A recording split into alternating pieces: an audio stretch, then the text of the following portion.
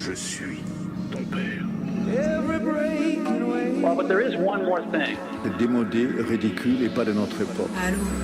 Non mais allô quoi. Champion olympique devant la Russie et les États-Unis. Vous écoutez Noobs.live, le podcast pour les noobs. Salut chers auditeurs et bienvenue. En effet, vous êtes bien sur Noobs Live, la seule émission culturelle dans laquelle vous comprendrez tout, même si vous avez raté votre bac.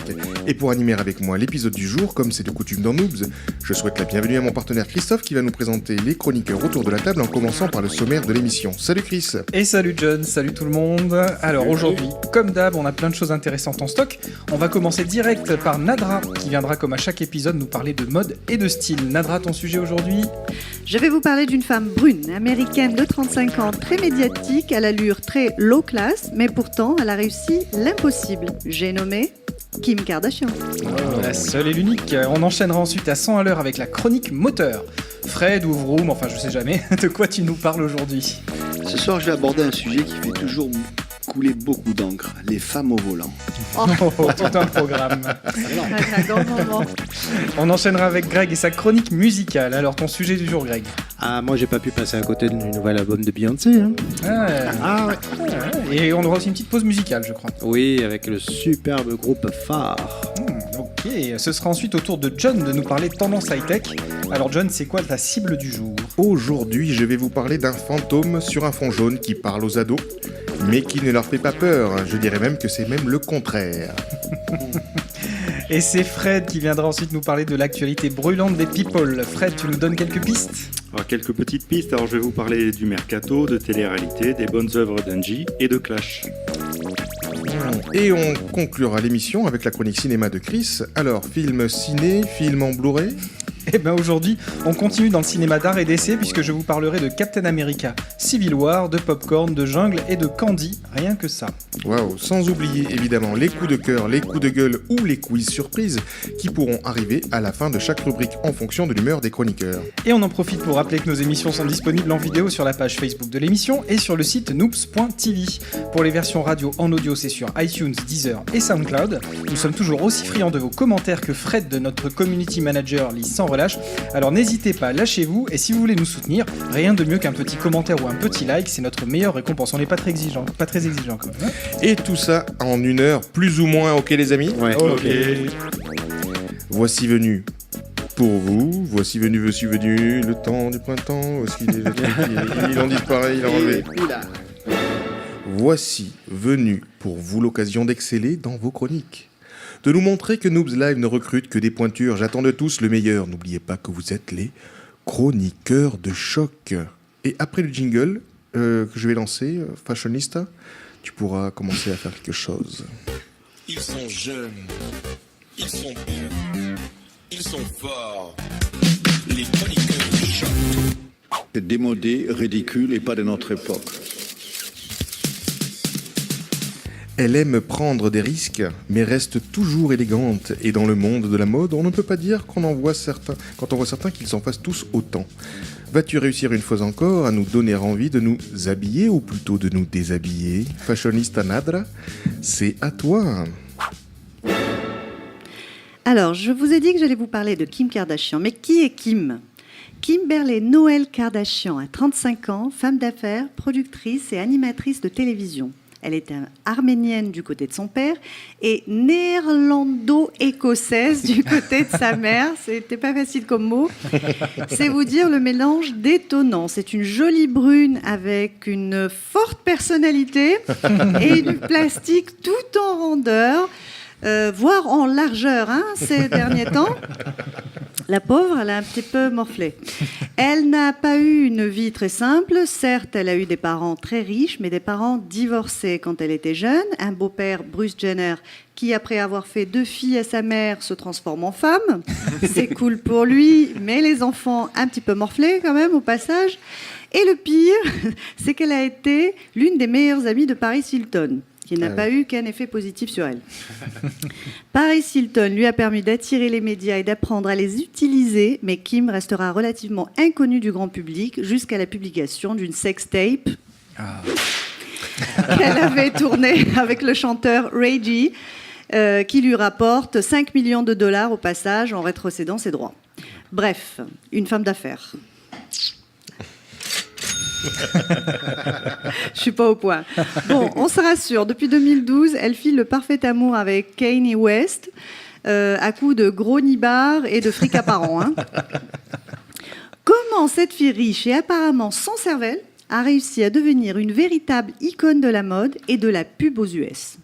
Eh bien, elle n'est pas stupide. Du tout. Mais bien au contraire, elle est même extrêmement intelligente. Ayant un background familial fertile d'histoires croustillantes, les Kardashians en ont fait une télé-réalité, l'incroyable famille Kardashian.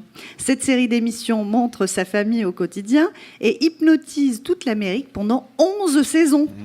Wow. House of Cards, va t'habiller, ou te rhabiller, ou te déshabiller. Incroyable mais vrai. En 2007, elle a fait une apparition dans le clip Thanks for the Memories du groupe Fall Out Boy. En 2008, elle est intervieweuse au WrestleMania et participe à l'émission de télé-réalité Dancing with the Stars. En 2009, elle apparaît dans un épisode de la série américaine How I Met Your Mother. Bref, saison 4. Bref, je ne vais pas tous vous les faire, c'est très long, mais depuis 2009, elle signe un grand nombre de contrats publicitaires, et notamment avec les produits amincissants Quick Trim. Elle n'a jamais maigri, mais ça ne doit pas bien marcher. Alors, c'est une bonne pub. Kim est une icône de la mode. Mais oui, messieurs, dames. Et c'est ça qui va m'intéresser aujourd'hui. Cette femme est une hit girl reconnue. Mais oui. Elle n'a absolument rien d'un mannequin physiquement. Elle fait 1m59, elle est toute petite, je ne savais pas. Non. Une poitrine phénoménale et des hanches, comment dire, 1m59. Généreuses. Oui. Restons polis. Elle a réussi néanmoins à déstabiliser les diktats de la mode, à être l'égérie de Balmain, entre autres, et de porter des robes que moi-même j'aurais déconseillé à la plus fine d'entre nous, tant c'est moulant et court. Mais non, Kim, elle y va, elle ose porter ça en ajoutant sa touche Kardashian, à savoir 1 tonne de maquillage façon ravalement de façade, des brushings qu'on ne fait plus depuis le tournage de Dallas. Bref, le too much dans toute sa splendeur. J'ai dit splendeur ? Pardon. Elle ose tout. Jeans slim, les jupes très serrées, les hauts courts, des décolletés plongeants vers son nombril, vers lequel elle est très très centrée, hein, quand même. Le pire, c'est que ça marche, ça prend. Elle plaît. Les médias adorent ces débordements et les utilisent à profusion pour vendre leur magazine People. On peut dire au moins qu'elle relance l'économie de la presse. Soyons sérieux, tout ne lui va pas, on est bien d'accord. Mais elle impose un nouveau style, celui de la personnalité. Cette pro de la com nous montre que même avec une taille 46, 48 au plus, on peut se permettre d'être sexy en diable et être sur les magazines de mode les plus prisés, car la vraie beauté d'une femme est ailleurs qu'au niveau de ses mensurations, mais dans sa posture, encore une fois. Sa force de caractère, son assurance et sa persévérance font d'elle une femme d'affaires très puissante sous ses allures de nunuche qu'elle n'est pas du tout. Elle force quand même l'admiration à une époque où les mannequins sont virés de leur agence pour 300 grammes de trop et qui finissent leur carrière à 25 ans pour les plus chanceuses. C'est vrai. Non, je n'aime pas son style. Oui, je la trouve vulgaire. Mais je dois admettre que c'est une très jolie femme et qui arrive à être élégante parfois. Ne la méprisez pas, car elle sait parfaitement ce qu'elle fait et tout est largement monnayé jusqu'à son moindre déplacement dans une boutique de luxe. Des milliers de femmes l'adulent à travers le monde, et autant d'hommes la désirent ardemment. Peut-être pas autour de la table. Elle me rappelle ces femmes des années 50, comme Marilyn Monroe, Sophia Loren, mais avec plus de charisme et de liberté, car aujourd'hui, il est possible d'exister sans demander l'avis des autres et sans ressembler aux autres. Alors bravo, et merci Madame Kardashian-West pour votre leçon de courage face aux chartes impitoyables de l'industrie de la mode, que vous ne faites que bousculer et maltraiter. Non, je ne suis pas ironique. J'espère que votre voix portera assez fort afin d'abolir les diktats dits de la beauté, qui ne sont qu'un leurre dédié à instrumentaliser la femme et à la rendre plus impersonnable au possible aux yeux de la gente masculine. C'est mon quart d'heure américain. Ouais. Allez, haut les cœurs, vive les femmes qui s'assument, qui s'aiment, qui réussissent. Bravo. Ah bah dis donc, Kim Kardashian. On dirait que l'aime bien. Hein. Ouais. Elle a du mérite. Et on enchaîne avec Vroom, notre pilote de choc qui fait son grand retour dans l'émission. Grosse cylindrée, pot d'échappement, joint de culasse, filtre à particules, autant de mots avec lesquels il va nous faire vibrer comme des Stradivarius. Fred, c'est à toi de jouer. Eh bien, bonsoir. Comme je vous l'ai dit, je vais aborder ce soir un sujet qui fait toujours couler beaucoup d'encre, les femmes au volant. La rivalité homme-femme en automobile, elle date pas d'hier. Les adages tenaces, tels que femmes au volant, Me retournant. merci, sont légion parmi À ces ton messieurs. service. N'est-ce pas, mes amis assis autour de cette table, hein? Parmi les idées reçues et les clichés, on trouve pêle-mêle le maquillage au volant, l'envoi de SMS, les conversations téléphoniques. Alors, je ne sais pas si notre noubeuse se retrouvera parmi ces exemples, n'est-ce pas, Landra? Mais je vais mettre un... Commence pas. Ça veut dire no comment. Je vais mettre un grand coup de pied dans cette fourmilière. Et oui, messieurs, tout cela n'est que du machisme pur et dur. En effet, les études démontrent bien au contraire que ces dames sont bien moins accidentogènes que nous. Quelques chiffres tout d'abord. En voiture, 75% des morts sur la route sont des hommes. En deux roues, ce pourcentage monte à 92%. Ce même chiffre pour les conducteurs impliqués dans des accidents mortels avec un taux d'alcool positif. Et 80% des condamnés pour homicide involontaire sur la route sont encore des hommes. 32% des femmes seulement sont victimes d'un accident mortel. Et en étant seulement passagères. Oui, mais Ça va me Qui réconcilier elle avec ta conduisait pas, chronique. quoi. qui, Hein, c'est fait, pour qui dire. fait des sondages? Les hommes aussi?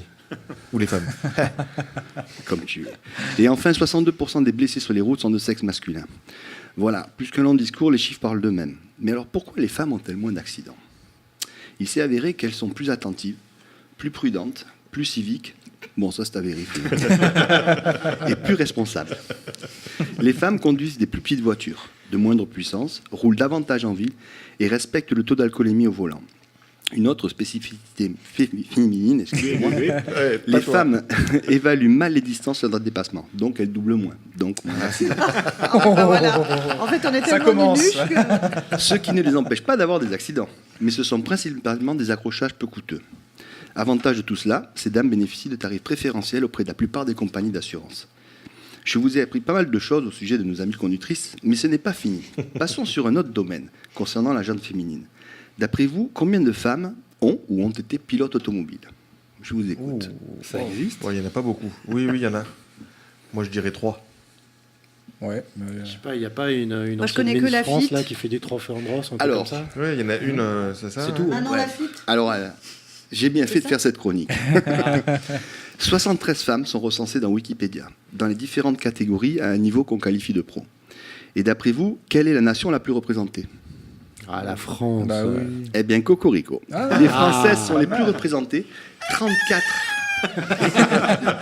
Tu vas pas venir celle-là. 34, soit près de 50%. Pas mal, non, pour la France? Ah ouais, bravo. Vu le nombre important, je vais mettre en avant que quelques-unes d'entre elles. Je m'excuse déjà auprès de celles que je n'ai pas nommées. Dans l'univers très machiste du sport auto, 5 femmes sont à mettre à l'honneur dans 5 disciplines différentes. On va évaluer un peu vos connaissances. Bon, elles n'ont pas l'air très bonnes quand même, dans le sport auto.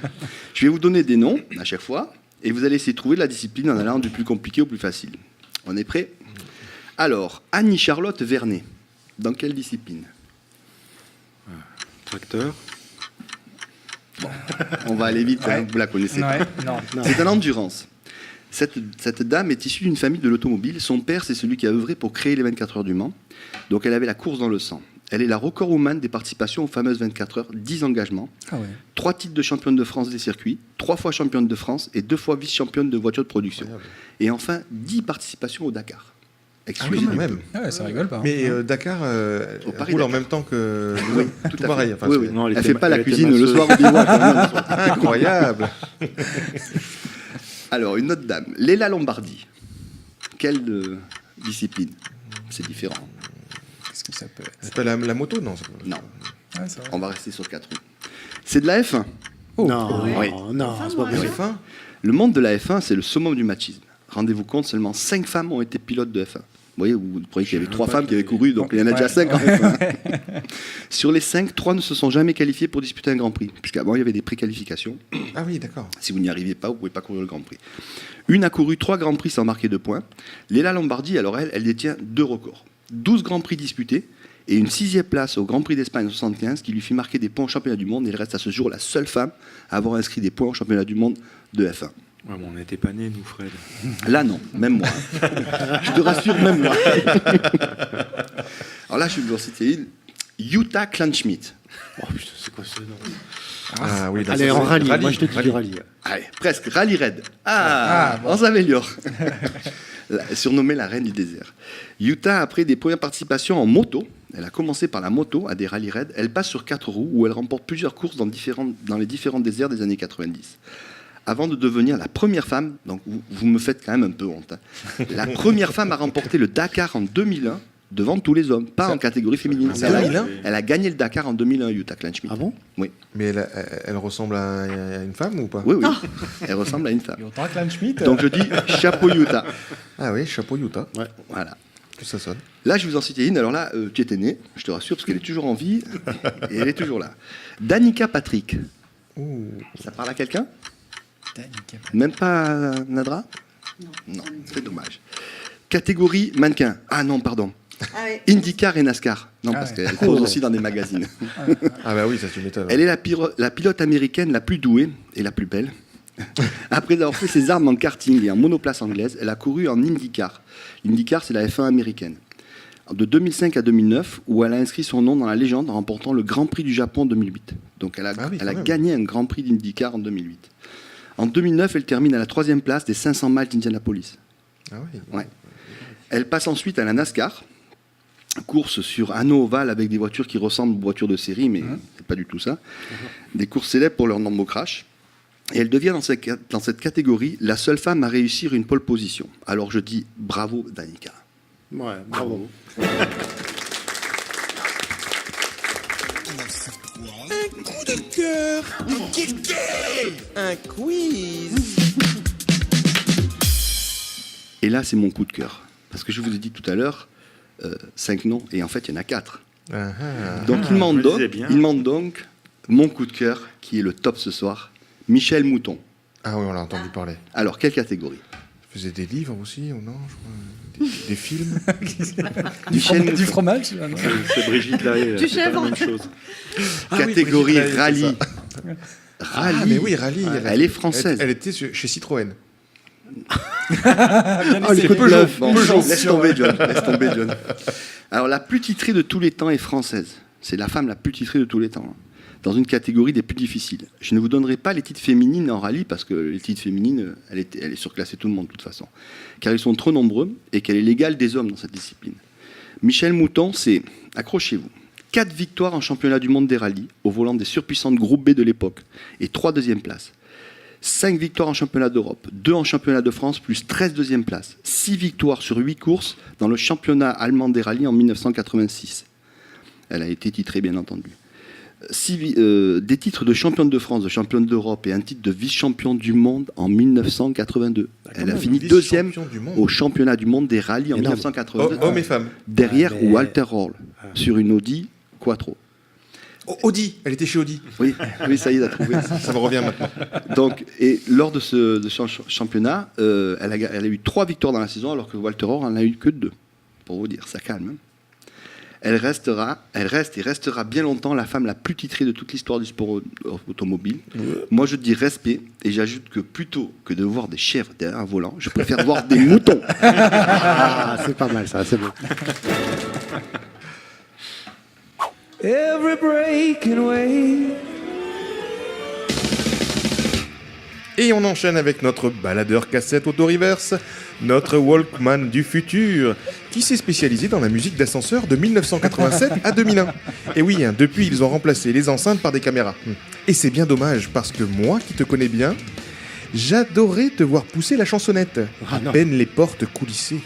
Alors Greg, tu nous pousses un petit air avant ta chronique ? Je peux pas, je vais faire fuir tout le monde. Hors des questions, je vais pas faire ce privilège. Bon, allez, moi c'est parti. Je vais vous parler de Queen Bee. Alors attends, je me mets en condition en mode hip-hop, tout ça, tu vois, je rentre dans le personnage. Alors je vous le fais quand même à contre-cœur pour une simple raison, c'est que je n'approuve pas du tout que les gens qui ne piratent pas la musique et qui payent un abonnement ne puissent pas écouter tous les artistes. Je vous la fais courte, à les entendre, il faudrait payer 10 € pour iTunes, 10 € pour Spotify, 10 € pour Deezer, 10 € pour Tidal, et encore acheter un CD à 20 balles alors qu'on n'a même plus de lecteur. Ouais. Voilà, on serait un peu en train de se foutre de nous là quand même. Alors bon, on nous incite tout simplement à pirater autant que les taxis nous incitent à prendre des Uber. Ah. Bon, ceci dit, eux, je les remercie parce qu'au moins je leur filerai plus un centime. Ok, alors, une fois ma crise d'ado passée, je vais enlever ça parce que c'est un peu stressant. Hop. Je suis parti chez un collègue pour écouter ce fameux Lemonade. Et en fait, ça m'a vite calmé. Beyoncé a toujours réussi à nous surprendre. Hein. À chaque album, elle nous met une petite claque. Mais là, les amis, c'est carrément un coup de pied au cul. Excusez-moi, hein, je suis un peu vulgaire, mais faut le dire franchement. Alors, sachant qu'il était très attendu, elle a pris de très gros risques. Elle s'est proclamée directrice exécutive du projet. Alors, elle pourra s'en prendre qu'à elle-même si ça marche pas. Hein. Ou bien elle peut se la péter encore un peu plus si ça fracasse. Et pour le cas, ça fracasse vraiment. De la musique, comme on entend là derrière, de l'acoustique, de la vraie, épurée, groovy, un peu d'électro, ça claque. Voilà. Alors vous me direz, elle s'est entourée des meilleurs. Ok. Elle parle de ses problèmes de cul avec son géant de mari Jay-Z et ça fait le buzz. Ok. Jay-Z. Et Jay-Z. Mais il n'y a pas que ça. Elle prend un virage un peu à la manière de Rihanna, en sortant de sa zone de confort et en devenant un peu plus underground, tout en rajoutant 2 ou 3 tubes dans cet album. Comme le premier qui est sorti, Formation. Et là, je crois qu'il est en train de passer en ce moment Sorry. Tout le monde a fait des titres qui s'appellent Sorry. Hein. Après Justin Bieber, Madonna et tout, là on y passe. Bref. Même Elton John. Ah oui, exact. Alors, il suffit d'écouter 6 Inch, c'est mon coup de cœur, hein, ou encore le titre qu'on a en fond qui s'appelle Daddy Lessons. Décidément, moi, quel anglais. Voilà, très texan, hein, histoire de rappeler ses origines, pour comprendre que la Queen Bee ne se satisfera jamais de ses acquis. Alors, bonne ou mauvaise chose, à vous de me le dire. Ça ne réussit pas à tout le monde. Hein. Madonna en est un bon exemple. Hein. Quand elle a voulu virer, elle a fait de belles fautes. Bon, alors pourquoi Beyoncé est partie dans cette direction ? Comme si elle avait besoin d'écrire ses problèmes sur un papier et d'exposer tout ça au public pour humilier Jay-Z. Mais alors, pourquoi lui donner les pleins pouvoirs de la promo à ce moment-là ? C'est pas très logique, parce que c'est quand même le patron de Tidal, là où c'est en exclusivité, je rappelle pour ceux qui ne sont pas au courant. Alors, elle nous parle aussi de son engagement féministe ou pour la cause noire. Elle fait aussi semblant de lire Le Figaro dans un clip. Ouais, j'ai vu ça. Malheureusement, j'ai pas pu voir les clips rassemblés dans le film qui a précédé la sortie de l'album, parce que c'était que sur HBO, alors nous on est un peu punis. Je sais pas, hein, peut-être on peut le voir ailleurs, mais moi j'ai pas trouvé. Je dirais pas que j'ai piraté l'album non plus. Hein. Non. En tout cas, je préfère me concentrer sur le côté musical de ce 6e opus plutôt que sur ces histoires de fesses. Et plus je l'écoute, plus je me dis qu'elle a vraiment choisi les bonnes personnes pour bosser avec elle. Et que du coup, elle a rien foutu. En fait, c'est ça. Non, écoutez, il y a Diplo qui lui a concocté Hold Up. Il y a Jack White, des White Stripes, qui lui a écrit Don't Hurt Yourself. The Weeknd, qui a composé 6 Inch. Mike Dean, le bras droit de Kanye West, notre ami Kim Kardashian, qui s'est occupé d'un autre titre, j'arrive pas à dire le titre, je ne sais pas. Un titre en anglais, quoi. Voilà. James Black, en featuring sur Forward, et Kendrick Lamar, la star montante aux États-Unis, sur Freedom. Bon, ça fait beaucoup, mais si vous voulez carrément aller sur Wikipédia voir la liste des crédits pour chaque titre, vous allez halluciner. Il y a un titre, il y a 34 personnes qui écrivent dessus. Quoi. Ça peut être bien, quoi. Mais c'est quoi, ils ont fait juste un mot chacun ou... C'est une bonne question, ils ont tiré au sort. Moi j'ai écrit ça, Dans les lyrics ou c'est dans la... Dans tout. C'est le même qui dit Sorry à chaque fois. Alors, bon, en même temps, on a l'impression qu'elle était aussi un peu trop fragile pour écrire cet album toute seule, hein, vu qu'elle était un peu en mode je me suis fait tromper, tout ça, c'était pas bien, alors là, j'ai besoin d'un coup de main. Hein, il a trompé, Jay-Z ? C'est pas officiel, comme il dit, c'est pas officiel. On sait pas, c'est peut-être un truc pour faire du buzz. On sait pas trop ce qui s'est passé exactement. Alors, est-ce que c'est un bon album ? Oui. Mouille, j'aime bien le mouille. Oui. Avec un me. Comme dit mon fils, I. Est-ce que je continuerai à l'écouter dans 2 semaines ? Sûrement.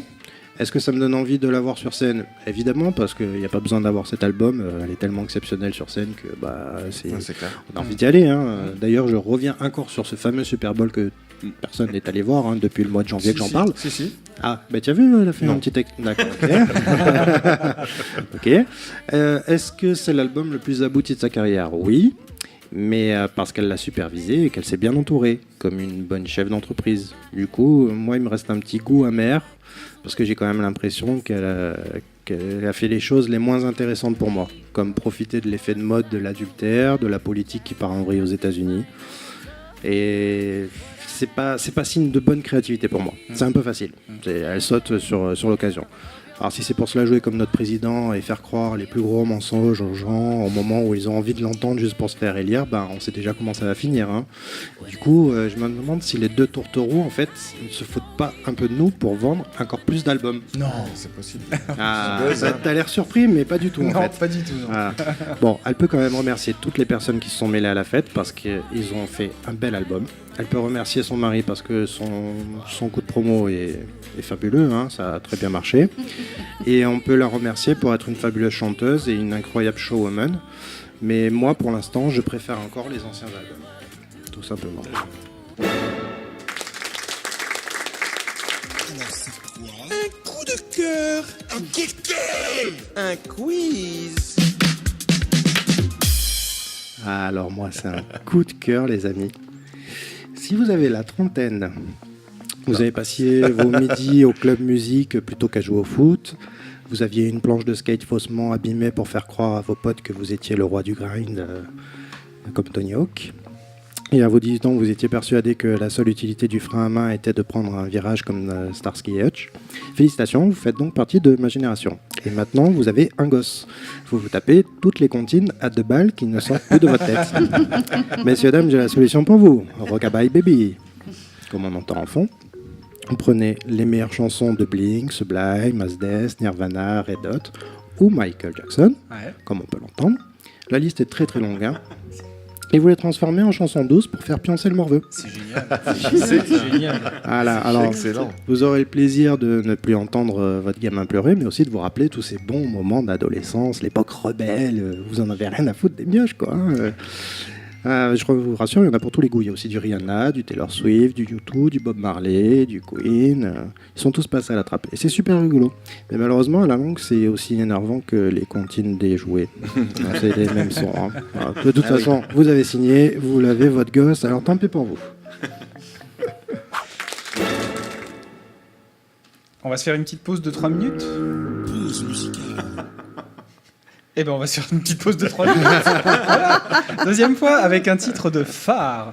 DJ Greg, tu nous dis 2 mots sur le groupe ? Alors attention les amis, vous allez rentrer dans un univers aussi énigmatique qu'envoûtant. Un très beau mélange d'électro et d'acoustique. Tu t'en sors ? Oui, c'est bon. Et enfin une utilisation intéressante du thérémine. Vous savez, Star Trek, on l'entend un petit peu en fond là. Dans Noobs TV, on avait fait un épisode spécial électro avec cet instrument. C'est magnifique, il faut savoir le dompter. Hein. Là, on peut dire que c'est gagné.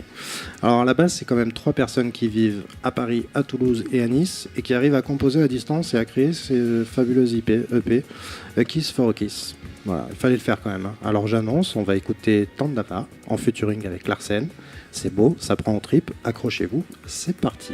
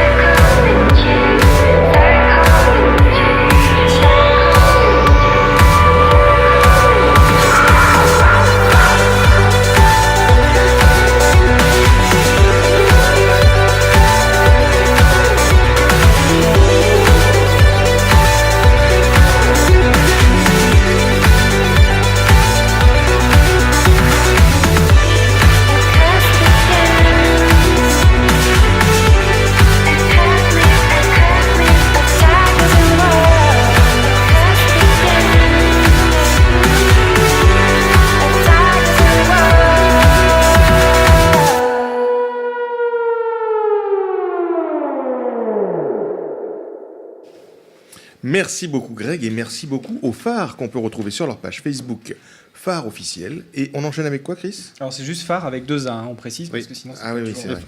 Et ben on enchaîne avec toi. Eh bien on enchaîne avec moi, tout à fait. There is one more thing.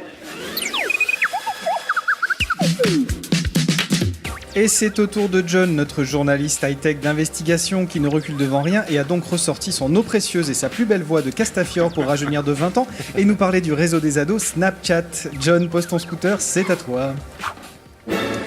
Je vais donc vous parler encore d'un réseau social. Après vous avoir fait découvrir Facebook la dernière fois, qui d'ailleurs, depuis, est devenu un réseau super populaire. Hein. Est-ce une coïncidence? Je ne crois pas. Mais laissons ça de côté et intéressons-nous aujourd'hui à ce tout jeune réseau sorti en 2011 qui a un nom étrange, Snapchat. Alors, si vous n'avez pas de smartphone, je vous laisse couper, votre poste de radio. Alors John, on fait de la radio, mais sur Internet en fait, donc ils peuvent pas couper Internet les gens. Ah bon, arrête, mais alors ce n'est pas de la radio comme France Inter ou RTL? Ouais. Putain, moi qui étais si fier. Ah, mais c'est pour ça qu'on n'a pas de pub. C'est ça, t'as tout compris. Ah, d'accord. Bon, mais donc je reprends. Donc si vous n'avez pas de smartphone, vous ne pourrez pas l'utiliser car il est uniquement dispo sur iPhone et Android. Exit donc Windows Phone. Bon, je rassure quand même les 2 personnes de la Côte d'Azur qui utilisent un Windows Phone, il y a quand même une application non officielle qui marche très bien. Donc ok, on est obligé d'être sur un smartphone, mais je vous rassure, ça cartonne et surtout chez les jeunes. Ils sont plus de 100 millions d'utilisateurs, bon, par rapport à Facebook qui en compte 34 fois plus, soit... 4 milliards. 3 milliards 4. Voilà. Bon, ben ok, je suis content. Hein. Je vois que vous savez compter et c'était mon petit test pour savoir si vous êtes sur Snapchat. Et oui, hein, il est essentiellement utilisé par les jeunes et je vous rappelle que c'est connu, les jeunes ne savent pas compter. Je n'ai pas pu m'inscrire. Faire des amis. Ok, je blague. Oui, je suis obligé de rajouter la mention je blague parce qu'en plus, ils ne comprennent pas l'humour. On va se refaire des amis. Donc, qu'est-ce que Snapchat? 3 phrases pour résumer le concept. Une image vaut mieux que 1000 mots. Profitez de l'instant présent. Rien n'est éternel. Pour faire simple, Snapchat vous permet d'envoyer des photos, des vidéos de 10 secondes maximum, des textes et des dessins à une ou plusieurs personnes du réseau Snapchat, en format chat, comme Message ou Messenger. Il permet aussi de passer des appels audio ou vidéo, comme FaceTime, Hangout, Messenger ou Skype. Mais aussi et surtout, je dirais, d'envoyer des snaps, d'où le nom Snapchat. Soit tu me snaps, soit tu me chattes.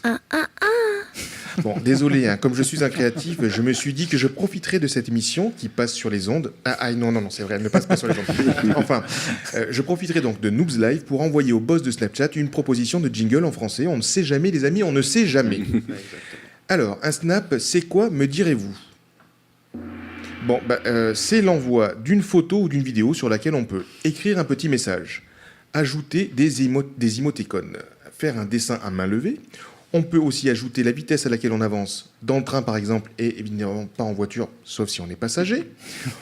On peut rajouter la température qu'il fait, mettre le logo de la ville où l'on se trouve, quand c'est dispo, hein, Vence, Cannes, ce n'est pas dispo, mais Nice, je crois que c'est dispo. Los Angeles aussi, ça doit être dispo. Et surtout, choisir la durée de visionnage de 1 à 10 secondes avant son autodestruction, d'où le côté éphémère des messages. Instant dictionnaire. Éphémère, ça veut dire pour la personne qui va recevoir le snap, qu'elle ne pourra pas revoir la photo ou la vidéo, ni même l'enregistrer. Rappelez-vous de la phrase « Rien n'est éternel ». Sauf évidemment en faisant une copie d'écran ou en prenant en photo son téléphone. Hein. Je le rappelle parce que mes neveux doivent l'entendre. Par contre, ton destinataire, celui qui recevra le snap, aura quand même le droit de choisir quand il regardera ton snap. Et il a 1 mois pour le faire. Ça laisse de quoi voir venir, évidemment. Exemple, je suis en réunion en déplacement à la capitale et je ne veux pas louper ton message. Alors, j'attends d'être complètement dispo pour toi. Dispo voulant dire nu dans la douche, vous l'aurez compris. En gros, on envoie un message jetable. Alors oui, je vois à quoi vous pensez, et oui, vous avez raison, une des raisons du succès de ce réseau social, c'est d'envoyer des sextos. Mais ça, c'était au début, hein, parce que maintenant, les jeunes ont rejoint massivement la charrue, pour la simple et bonne raison que le réseau est super fun, et qu'en plus, les parents ne l'utilisent pas. Bon, sauf pour les sextos, n'est-ce pas, Greg? Quoi? En plus, quand tu as lancé l'application, souvent tu l'as laissée ouverte à attendre les snaps. Et forcément, tu commences à en envoyer aussi. Et même beaucoup, puisqu'il y a quand même 1 milliard de vidéos vues par jour. Mais Snapchat, ce n'est pas tout. Les créateurs de l'app, qui sont en Californie au passage, comme tous les meilleurs en fait, ont rajouté en 2013 une fonction qui se nomme Story. Histoire en anglais, c'est encore pour Greg. Non mais je comprends les mots, je sais juste pas les dire. Ça sort pas de ma bouche. Mais je comprends. Donc, en plus du chat et des snaps, ils ont aussi ajouté la possibilité pour tous d'écrire des petites histoires sur ce que l'on fait toute la journée. On peut donc visionner des stories chaque jour, ou plutôt chaque soir, de ses potes. Et en plus, les stories, vous pourrez les regarder tout plein de fois pendant 24 heures. Et oui, il y a encore le côté éphémère. On sait pas trop si c'est un mouchoir ou un P. Ouais, c'est quoi, John? C'est les restes de la chronique de la semaine Vroom, dernière. je lis de la peur dans tes yeux. Je vois bien que c'est du chinois pour toi. Mais ne t'inquiète pas, tu vas tout comprendre. Prenons l'exemple de Greg. Oui, pendant qu'il est en tournée. Même s'il a eu sa femme au téléphone ou en visio dans la journée. Je le sens pas l'histoire, mais vas-y, continue. J'aime bien ta musique en fond. Eh bien, le soir, il pourra regarder tous les moments forts de sa journée. Une série de selfies en général, avec des textes écrits en gros sur des photos bien moches. Moche parce que je suis nu dessus ou... Dans les stories, je rappelle qu'on évite de mettre des sextos, évidemment, c'est ce que j'allais dire.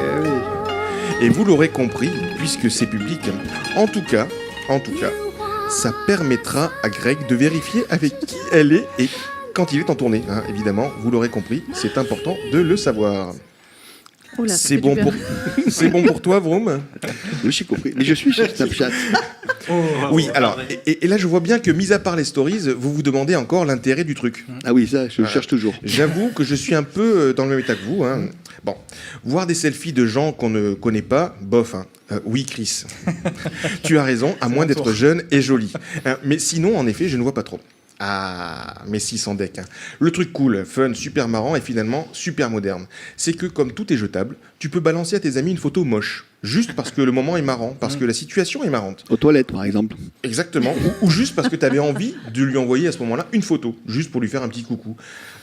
Évidemment, sans passer comme sur Instagram, 5 minutes à cadrer, te coiffer. Oui, je parle encore à Chris. Ou à vérifier ton maquillage. Et là, je ne parle ni à Fred, ni à Vroom, ni à moi, ni à Greg. Merci. Quoique. Mais je parlais donc évidemment à Nadra. C'est Sainte-Greg aujourd'hui. En plus, les médias commencent à y voir un vrai canal de diffusion et sont encore pour le moment super fun. D'ailleurs, je vous invite à regarder les stories de MTV tous les soirs. C'est vraiment un vrai bol d'air. Et à vous, chers auditeurs, chères auditrices, je vous invite à m'envoyer, surtout les filles donc, tout plein de snaps. D'accord, les noobs? Alors c'est quoi? Un coup de cœur. Un coup de cœur. Un quiz. Et ce sera un petit jeu truc et astuce sympa qui ne mange pas de pain. Oui, il est au régime comme moi. Comment ajouter quelqu'un à sa liste d'amis de Snapchat quand vous avez la personne à côté de vous sans taper son nom ou son pseudo? Il faut prendre en photo un QR code ou quelque chose comme ça. Non? Bravo. Là, je dis bravo, parce que c'est vraiment Là, je bravo. suis sur Snapchat. Ah oui, d'accord. Ouais. Oui, alors, exactement. Moi aussi, mais je comprends rien. Alors, en fait, on prend une photo du Snapcode. Ça s'appelle un Snapcode. Qui est une sorte de QR code, d'accord? Donc pour les initiés, QR code, vous voyez? Oui, c'est des trucs carrés. Comme un code barre un peu. Voilà, comme un code barre. Les codes barres, c'est pour les anciens, c'est comme le fax avant l'email. Le Minitel? Donc, juste en cliquant sur le petit fantôme que vous avez en haut de votre écran, en fait, vous cliquez là-dessus, et puis vous avez votre image qui apparaît avec un petit fantôme et des petits QR codes. Donc vous prenez en photo ce truc-là de la personne, et ensuite, vous ajoutez le contact et vous mettez photo pour le contact et paf. Bon, il y a un truc évidemment encore plus simple. Il y a le mode ajouter un ami proche. Et ça utilise la géolocalisation. Ah oui, ça c'est beaucoup plus simple. Et là, c'est encore beaucoup plus simple, évidemment. Est-ce qu'on peut ajouter des filtres sur des snaps photos ou vidéos ou les deux? On imagine que oui. Oui. Bien sûr. Je pense que oui, mais je sais pas comment. On peut intervertir les têtes. Alors, la réponse est oui, évidemment. On peut mettre sur les photos et sur les vidéos.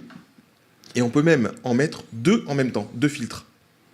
Pour cela, il suffit de choisir son premier filtre, et ensuite de laisser le doigt appuyé, puis de faire un slide avec l'autre doigt qui nous reste, enfin, si vous avez plus de 2 doigts. Hein. Et en fait, là, vous passez d'autres filtres. Donc, vous pouvez rajouter la température, la vitesse, en plus d'avoir foutu un filtre noir et blanc, etc. Donc ça, c'est marrant. Ouais.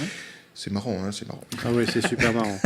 Et pour finir, est-ce que Snapchat fait peur aux autres ténors du marché? Et si oui, à qui? Facebook. Facebook. Instagram. Instagram, c'est Facebook. C'est Facebook. Bravo d'avoir écouté la chronique de la dernière fois. YouTube. YouTube, voilà. C'est Google, mais je suis d'accord. Bravo. Donc, juste quelques petits chiffres. Facebook, en 2013, a fait une proposition de rachat de 1 milliard. Puis, comme ça n'a pas marché, de 3 milliards. Ça a été refusé. Ça a été refusé. Ouais. Google, qui arrive derrière, est monté à 4 milliards, mais sans succès. Et aujourd'hui, la valorisation boursière de l'application est estimée entre 16 et 19 milliards d'euros. Ah oui. Wow. Il a bien fait de pas vendre. Exactement. Wow. On verra ça dans quelques années.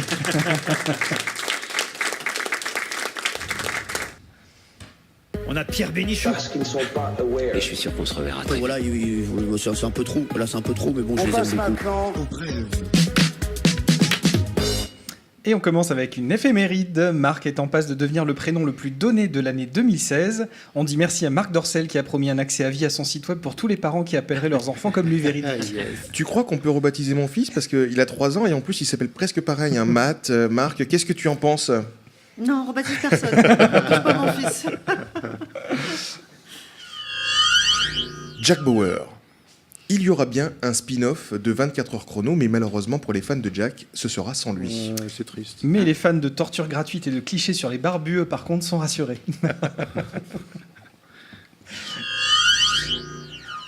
Et Barbu, justement, en Turquie, on rigole pas avec le copier-coller. 2 journalistes qui avaient republié la une de Charlie Hebdo Post 7 janvier, se retrouvent en prison. Pour 2 ans. Ouais. On voit qu'en Turquie, la justice et la religion sont bien séparées. Hein. Heureusement, en France, cela n'arrivera jamais. On a Christine Boutin et Philippe Devilliers qui veillent au grain. Mécanique. Attention, Vroom. Les rétroviseurs pourront être remplacés par des caméras écran à partir de 2018. Voilà. Alors préparez vos constats d'assurance. Bientôt, la nouvelle saison de Game of Thrones sera disponible directement sur votre rétroviseur. Et série toujours, et Game of Thrones même toujours, un youtubeur anonyme bien renseigné du nom de John Doe, ça s'invente pas, est la proie de HBO suite à plusieurs spoils diffusés sur sa chaîne. Attention, sa défense, c'est que ce n'est pas du spoil, mais des prédictions qu'il voit dans sa boule de cristal. Ceci dit, si j'étais lui, ce n'est pas de HBO et de ses avocats que j'aurais peur, mais plutôt des fans hystériques de la série. Carrément. Politique festive. Jean-Marie LP, on cache le nom, nous en a encore sorti une bien bonne à l'occasion d'une photo de son ami Florian P. Prise dans une fête médiévale en tenue de chevalier. Il nous a gratifié d'un tweet malheureux, on s'en doute, dans lequel il compare ce dernier à Don Quichotte de la Jaqueta. Une allusion à peine masquée à son amour pour nos amigués. Décidément, ce Jean-Marie, il aime vraiment tout le monde. C'est clair. Technologie, 2 étudiants américains inventent des gants qui traduisent en temps réel la langue des signes. Ce gant a immédiatement été interdit en Italie, car aucun processeur n'était assez puissant pour gérer le débit gestuel des autochtones. Une petite dernière pour la route. Alors, Castra.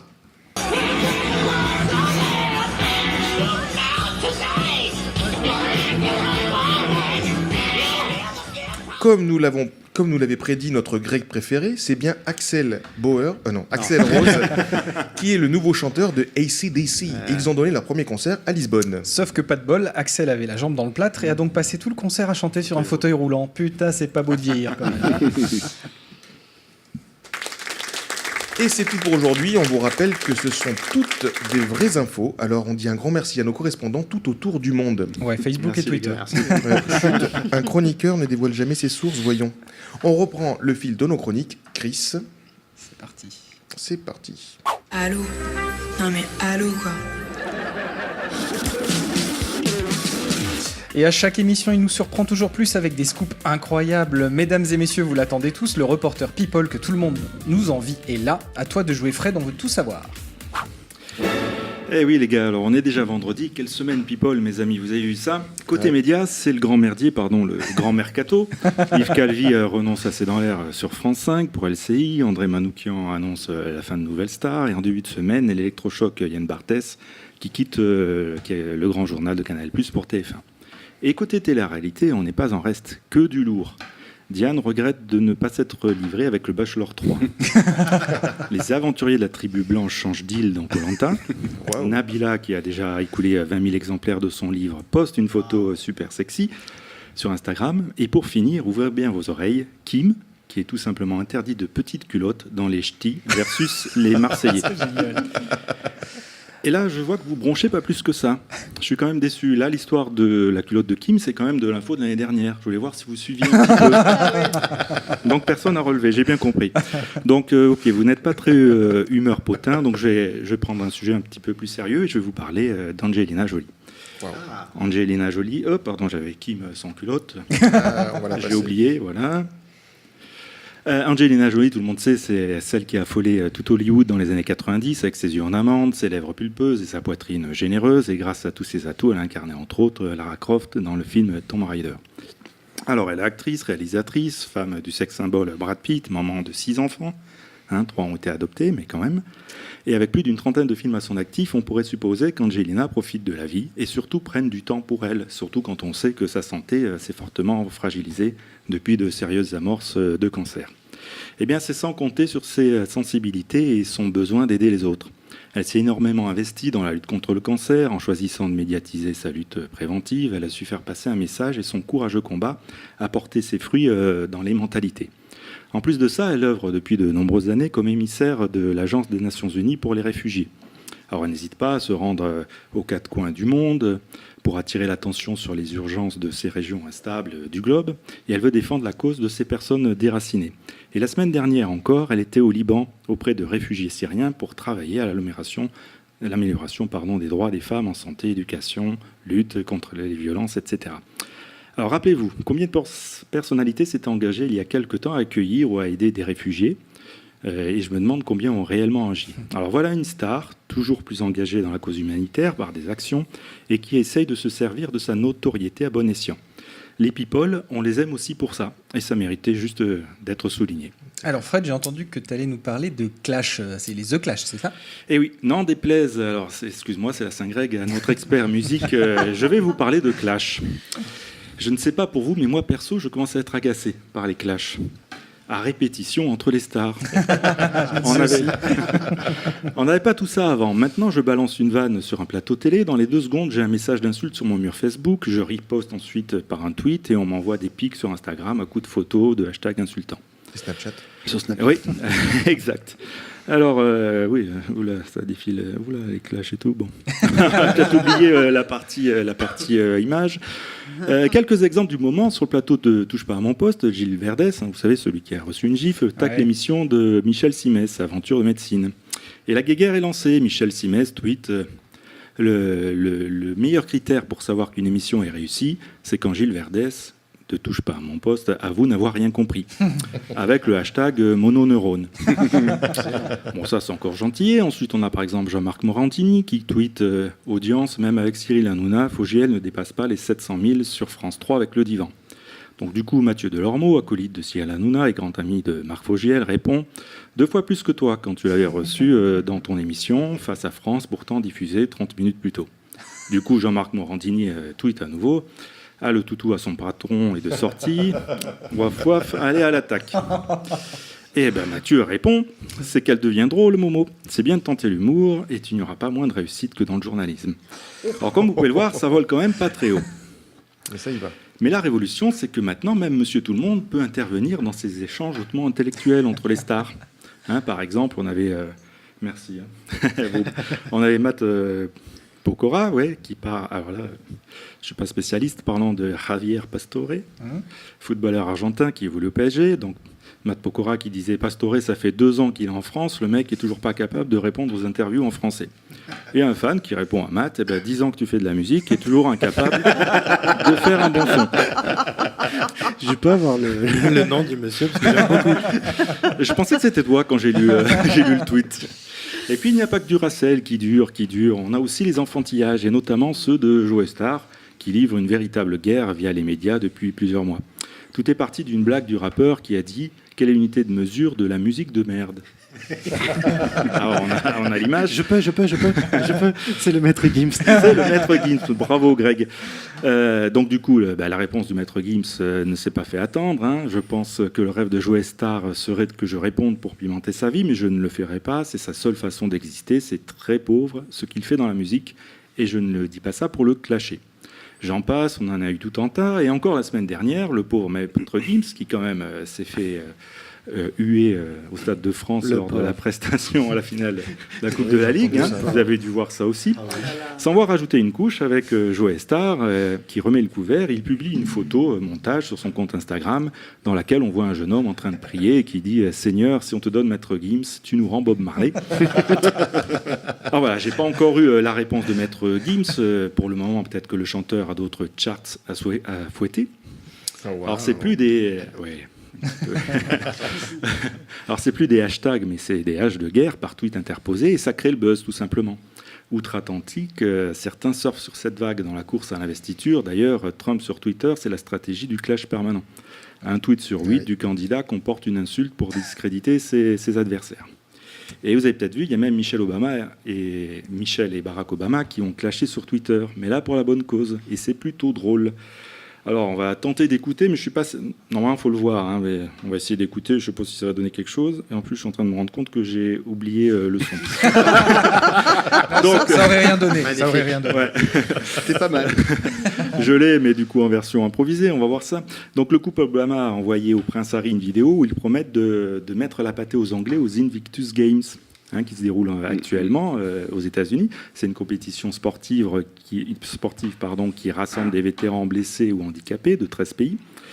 Et Michelle Obama dit, bon là je traduis, hey, Prince Harry, tu te rappelles que tu nous avais dit que tu allais tout donner lors des Invictus Games, et Obama à ses côtés rajoute attention à ce qui peut arriver. Et puis on voit les soldats qui font un boom comme ça pour les écraser. Et ce à quoi tout le monde ne s'attendait pas, c'est que le prince Harry réponde à cette gentille provocation, et il répond avec sa grand-mère à ses côtés, la reine Elisabeth II. Et c'est plutôt assez rigolo. Je ne sais pas si vous avez vu la vidéo, mais moi je trouve ça c'est touchant. Ouais. Très bon humour anglais. On voit le prince expliquer à sa grand-mère les exploits réalisés lors de ses jeux, et puis il reçoit le tweet de Michelle Obama avec une musique en plus très royaliste, et on voit la grand-mère amusée qui réplique oh vraiment s'il vous plaît, et son petit-fils qui refait le geste boom. Enfin, c'est un tweet clash royal entre grands de ce monde, et ça fait du bien. Ah, bravo.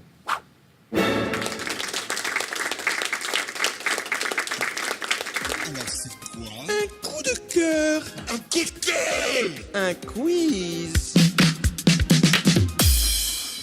Alors ce sera un petit quiz de petites questions, toutes gentillettes, et c'est Sandra, une fidèle de l'émission, qui va vous poser les questions.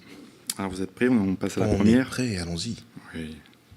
Pourquoi la gare de Frétin, près de Calais, était dimanche matin the place to be? Alors est-ce que vous avez entendu ça? C'était dimanche. Ouais, un train qui est resté à l'arrêt et une célébrité qui est restée dans la gare pendant 1 heure. Exact. C'était qui comme célébrité? Johnny Depp. Ouais, voilà. Et oui, donc toutes les stars ne voyagent pas forcément en jet privé, effectivement. Donc l'Eurostar a une panne d'électricité. Ouais. Ah pardon, excuse-moi.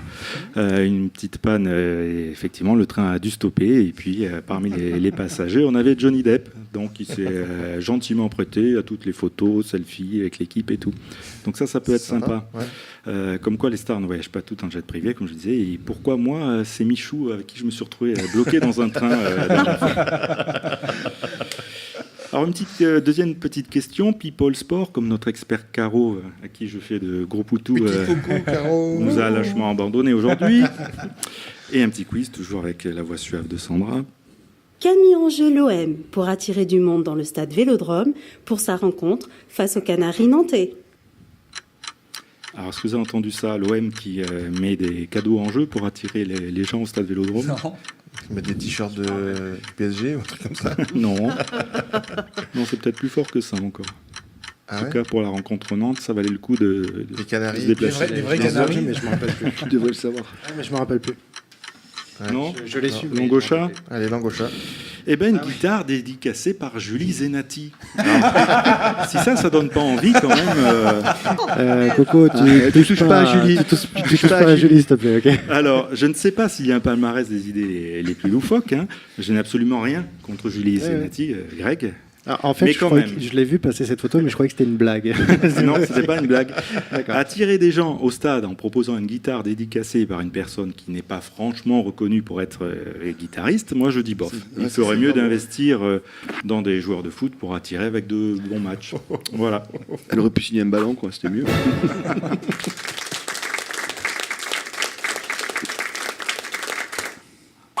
Je suis Et il est le monsieur cinéma du quartier et toutes les petites mamies sont folles de sa voix. Surtout lorsqu'il parle de films actuels, enfin de films d'après-guerre. D'ailleurs, ce soir, tu vas nous parler d'un héros de cette époque. Un mec bodybuildé comme on les aime, enfin comme tu les aimes, avec tout plein de potes avec lui. C'est bien ça, hein. Action, Chris, c'est à toi. J'adore ces intros à chaque fois.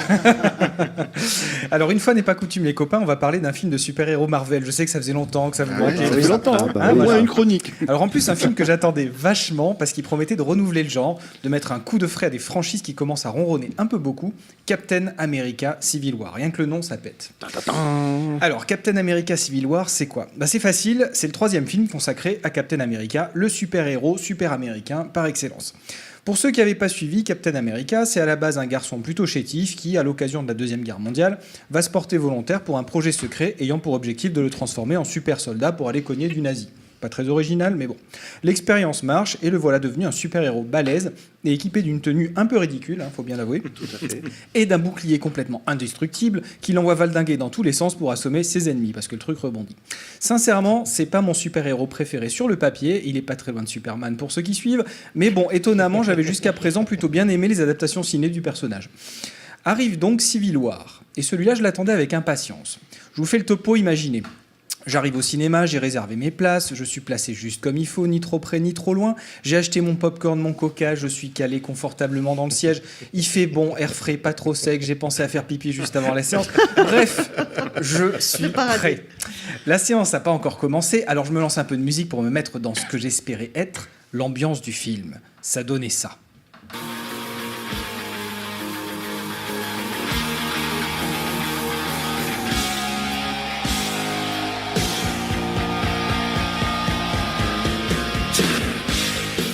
Voilà, c'est rauque, ça sent la sueur, les gros coups de galoche dans la gueule, les bourre-pifs de malade, du charisme et de la testostérone à bloc. Je m'attendais à de la baston de compète avec ce petit je ne sais quoi d'humour qui fait la marque de fabrique des Marvel, dans lesquels apparaît le génial Iron Man interprété par Robert Downey Jr.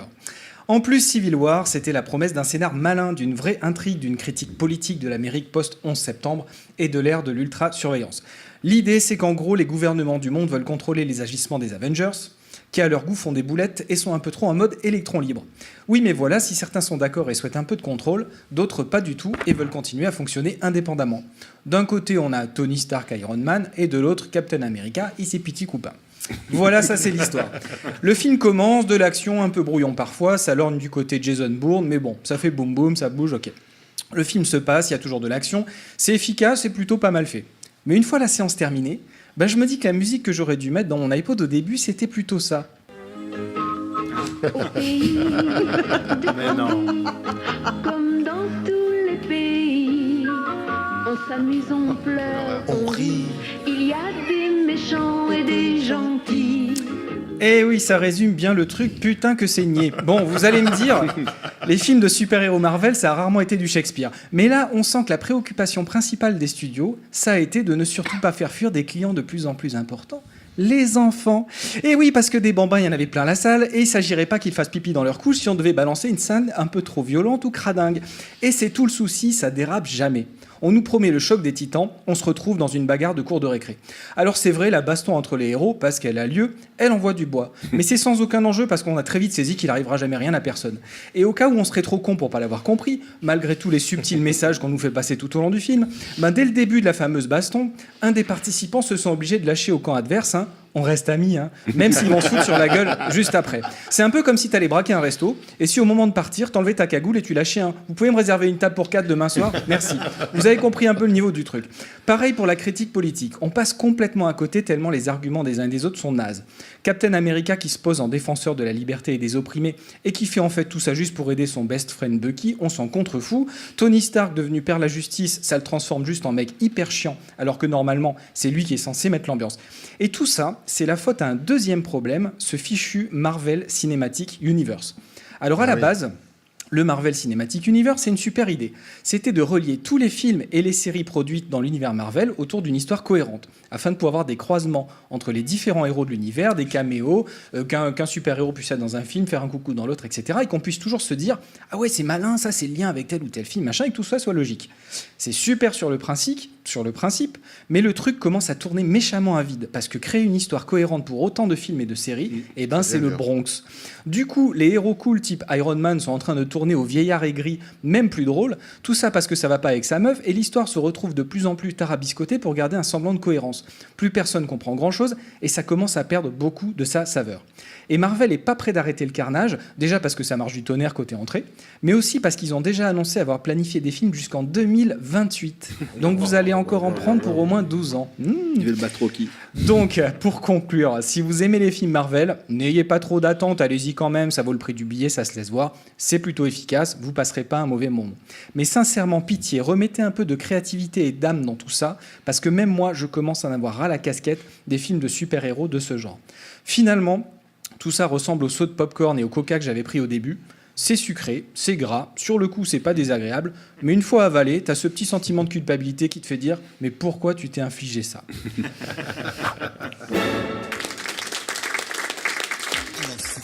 Un coup de cœur, un coup de cœur, un quiz. Et ça sera un coup de cœur aujourd'hui pour une petite perle de série d'animation. On change un peu. Alors je sais pas si vous vous souvenez de ça. Je prends la route de South Park histoire de prendre un peu l'air. South Park. Alors je sais pas vous, moi perso j'étais un énorme fan. Et ben j'ai trouvé le petit frère de South Park et ça. Vous connaissez pas? J'aime pas. Ah bon, ben voilà. Ah, j'adore. Alors tu vas pas aimer ce que je vais dire, ce que je vais présenter. C'est pas grave. Donc c'est une série qui est le petit frère de South Park, plutôt côté science-fiction. Et ça s'appelle Rick and Morty. Alors l'histoire, elle est très très simple. Rick est un vieux scientifique alcoolique, sosie assumé du doc de Retour vers le futur, qui squatte chez sa fille et son gendre, tout en faisant les pires conneries avec son petit-fils Morty. C'est complètement délirant, hyper irrévérencieux, et, à la différence de Captain America Civil War, c'est fortement déconseillé aux enfants. Et oui, dessin animé pour adultes s'il vous plaît, bim, les marmots au dodo. Si vous êtes comme moi un amateur d'humour cradingue et 15e degré, cette série est faite pour vous. Mais ce qui est encore plus intéressant, c'est que tout ça est loin d'être bête. Au travers des épisodes, on va ainsi naviguer au travers de concepts scientifiques comme des boucles temporelles, les manipulations génétiques, la physique quantique ou encore les multivers, en apprenant plein de choses tout en se fendant la gueule. Et la meilleure, c'est que depuis un mois, tout ça c'est dispo sur Netflix. Waouh. La première saison pour le moment, mais les deux autres qui devraient pas tarder à suivre. Alors on dit merci qui? Ah bah dis donc, merci. Tiens, personne n'a dit merci Jackie et Michel. On est entre gens prudes, je vois ce soir. Dès que ça coupe, on le dit.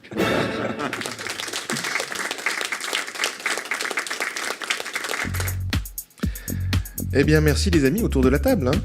Mais il est temps de terminer cet épisode de Noobs Live. Et pour vous, chers auditeurs, vous là qui êtes là, qui nous regardez, et qui nous écoutez sur iTunes, évidemment, il est l'heure de faire le plein de super commentaires sur notre page Facebook et de continuer évidemment à partager l'épisode du jour comme toujours. Et justement, nous remercions tous les nombreux auditeurs, les chroniqueurs, les poseurs de questions via le chat de l'émission. Merci encore à ceux qui nous ont suivis sur Facebook. On vous rappelle que vous retrouverez l'ensemble de nos émissions sur notre site noobs.tv, mais aussi sur iTunes, SoundCloud, Deezer, YouTube et Facebook. Et on va faire le traditionnel tour de table. Chacun de nos chroniqueurs va nous rappeler où le trouver sur internet au cas où vous ayez envie de lui envoyer un commentaire en direct ou une lettre d'amour, on ne sait jamais. Chris, on commence par toi. Eh ben ça va être sur Twitter, @vlight, VLIGHT. Nadra.